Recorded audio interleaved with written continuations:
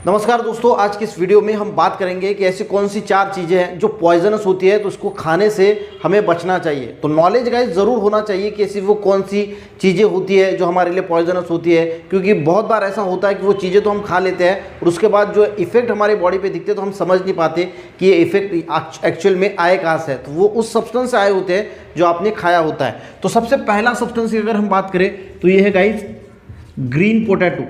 जो हरे पोटैटो यानी हरे आलू होते हैं तो इसमें क्लोरोफिल होता है, जिसकी वजह से इसको हरा कलर मिलता है। पर वो तो एक पिगमेंट है, उससे कुछ होता नहीं, पर इसमें एक टॉक्सिक सब्सटेंस होता है सोलेनेस नाम का। ठीक है, ये गाइस न्यूरोटॉक्सिक है, यानी नर्वस सिस्टम पे अटैक करता है, जिसकी वजह से आपको हेडेक हो सकता है, इंटरनल ब्लीडिंग हो सकती है, पैरालिसिस हो सकती है। और ज़्यादा अगर खाने में होता है तो एक रिसर्च में ये भी बताया गया है कि 450 ग्राम एक समय में अगर हम ग्रीन पोटैटो खा लेते हैं तो उससे इंसान की वो कोमा में भी जा सकता है और डेथ भी हो सकती है।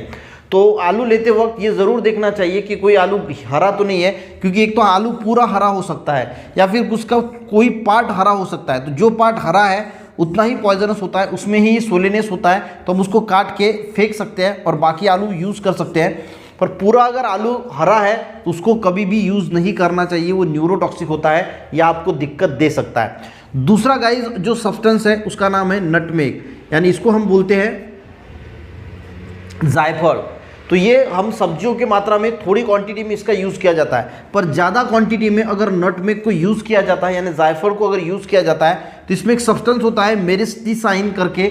ये हमारे बॉडी में ब्रेकडाउन होता है कि ऐसे केमिकल्स में जो गाइस हमें जो नौसिया वोमिटिंग भी कर सकता है और हालुसिनेशन भी कर सकता है, यानी हमें जो है वो सोच समझने की क्षमता जो है वो हम खो देते हैं और हालुसिनेशन कुछ भी दिखाई देता है। तो ये सारी चीज़ें ज़्यादा मात्रा में अगर हम नटमेग यानी जायफल का अगर इस्तेमाल करते हैं तो उससे हो सकती है। तीसरी वाली चीज़ जिसमें होता है गाइस हाइड्रोजन साइनाइड, इसका नाम है जो कड़वा बादाम होता है, यानी बीटर आलमंड होता है।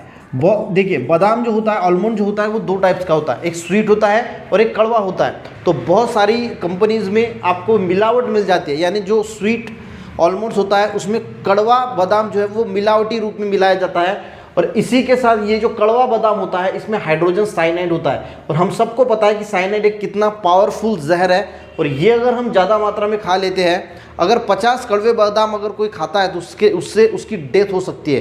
ठीक है, तो ये हाइड्रोजन साइनाइड जाके बॉडी में अलग अलग पार्ट्स पे अलग अलग बैड इफेक्ट जो है वो दिखाता है। और इसीलिए कड़वा बादाम जब भी आपको लगे कि ये बादाम कड़वा है तो उसे जल्द से जल्द जो है वो थूक देना चाहिए, उसको बॉडी के अंदर इंटेक नहीं करना चाहिए। चौथी चीज़ है गाइज अंडर कुक या अनकुक रेड किडनी बीन्स, यानी जिसको हम राजमा बोलते हैं। ठीक है, ये इस राजमा को अगर ये पूरा पका हुआ नहीं होता, अर्धा पका हुआ है और अर्धा कच्चा है, और कच्चा कोई खा लेता है या पूरा पका हुआ नहीं है, तो इसमें गाइस लेक्टिन्स होता है।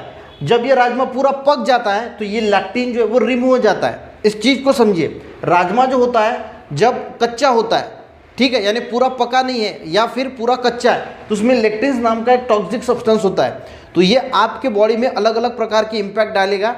पर यही राजमा जब पूरी तरीके से भीग जाता है, पूरी तरीके से पक जाता है, तो ये लेक्टिन जो है वो रिमूव हो जाता है।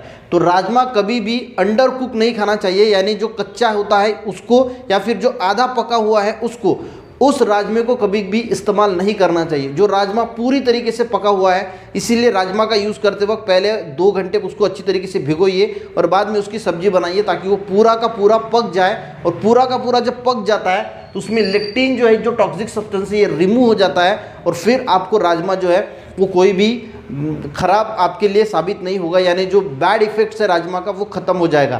तो ये 4 चीज़ें गाइस ये बताने की कोशिश की, इसको कैसे इस्तेमाल करना है। वीडियो अगर अच्छा रहा तो एक लाइक ज़रूर करना, लोगों को दोस्तों को भी शेयर करना। मिलते हैं नेक्स्ट वीडियो में, तब तक के लिए जय हिंद।